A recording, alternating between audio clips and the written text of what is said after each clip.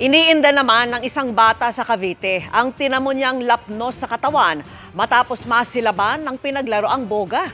Nakatutok si Dano Tingkungko. Napurnada ang masaya sanang salubong sa bagong taon na mag-inang itago natin sa pangalang Rachel at Michael.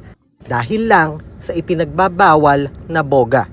Lagi lang po siyang nakahiga. Minsan po naiyak. Ba't daw nangyari sa kanya yun? Kaya hindi po siya makakapasok. Kasi bawal po ma-expose yung sugat niya sa mga baka daw po ma-infection. Nalapnos ang kalahati ng katawan ng bata matapos masilaban ang damit ng bogang pinaglaruan nilang magkakaibigan.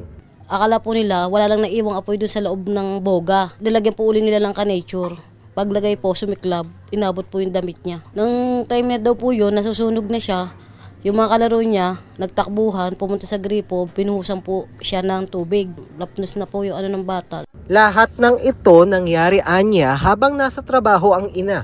That time na yun, nasa trabaho po ako, naka-duty. Ngayon po, pag uwi ko ng siguro po out, ako ng trabaho mag-5 ng hapon. Nagkakagulo na po sa bahay na nga daw po yung anak ko ng boga. Kaya masama ang loob niya sa batiko sa kanya sa social media. Walang magulang ang gustong ipahamak ang anak. Hindi nila alam kung anong hirap para mapaigi ang buhay ng anak ko. Kaya wala silang karapatan. Nasabihan kung ano-ano na ako pabayang ina. Never ako naging pabaya. Lahat, kahit anong trabaho, pinapasok ko para sa anak ko. Wala akong pinalampas na oras. Itunokbo ko agad sa ospital. Sa ospital ay agad binigyan ng first aid, antibiotics, antitetano at ibang pampagaling.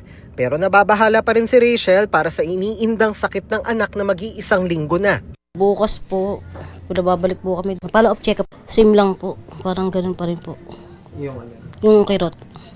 Hindi siya makatulog sa gabi ng ayos. Hindi rin muna makakapasok sa paaralan ang anak. Papasalamat po ako kasi at least buhay ang anak ko. Nakakakilos, nakakausap. At least kahit pasalamat rin ako, andyan pa ang anak ko kasama ko. Para sa GMA Integrated News, Dano Tingkungko, nakatutok 24 oras.